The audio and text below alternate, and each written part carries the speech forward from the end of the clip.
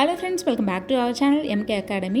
ஆரி advance ஸ்டிச்சஸில் zardozi use பண்ணி என்னென்ன ஸ்டிச்சஸ் போடணுன்னு நம்ம லைனாக பார்த்துட்டு இருக்கோம். இன்றைக்கி நம்ம போடுறது ஒயிட் ஸ்டிச். சரி யூஸ் பண்ணி எப்படி போடலான்னு பார்க்கலாம் வாங்க. கிளாத்தில் 3 லைன்ஸ் ஈக்குவலாக வரைஞ்சிக்கலாம். அதில் மேலே நான் 1 2 3 நம்பர்ஸ் போட்டிருக்கேன் உங்களுக்கு ஈஸியாக அண்டர்ஸ்டாண்ட் ஆகிறதுக்காக.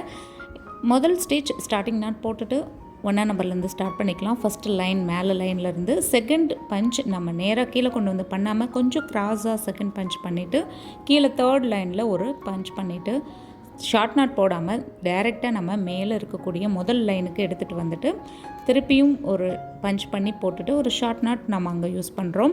அதுக்கப்புறம் லைனாக அதே போல் நம்ம ஒயிட் ஸ்டிச்சஸ் யூஸ் பண்ணுறோம். இது வந்து ஃப்ளாஸ்க்கு நிறையாவே நம்ம யூஸ் பண்ணலாம். ப்ளவுசஸில் பார்டர் லைனுக்கு இதோட பீட்ஸை சேர்த்து வச்சு போடலாம். கோல்டன் பீட்ஸ், கர்த்தானா பீட்ஸ், இந்த மாதிரி நிறைய பீட் டைப் வச்சு போடுறப்ப பார்க்கவே ரொம்ப அட்வான்ஸாக இருக்கும்.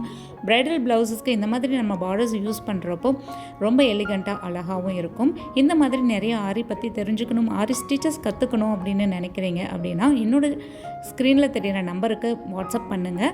மேலும் ஃபர்தர் டீட்டெயில்ஸ்க்கு என்னோட சேனலை ஃபாலோ பண்ணிக்கோங்க. தேங்க்ஸ் ஃபார் வாட்சிங்.